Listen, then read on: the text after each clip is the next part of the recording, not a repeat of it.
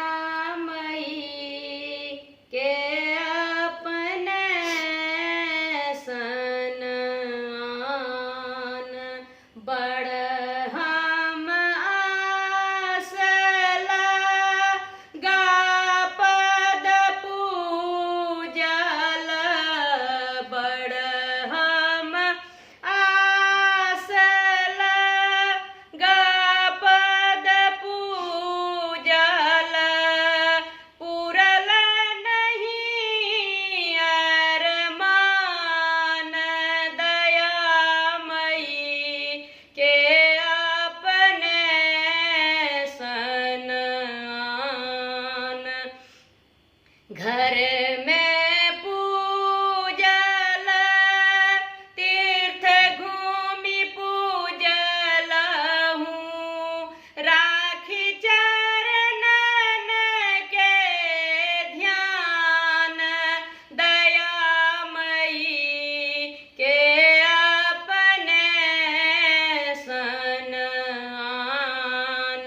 भेला हूँ किंतु निराश सकल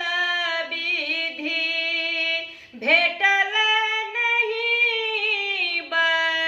वरदान दयामयी के अपने सन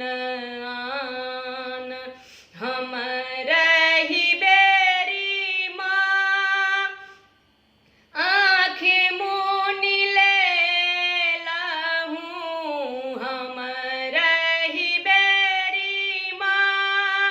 आँखि मुनि लेला हूँ भेला हूँ कुलीस पखान दयामयी के अपने सन आन ई नहीं उचित भेल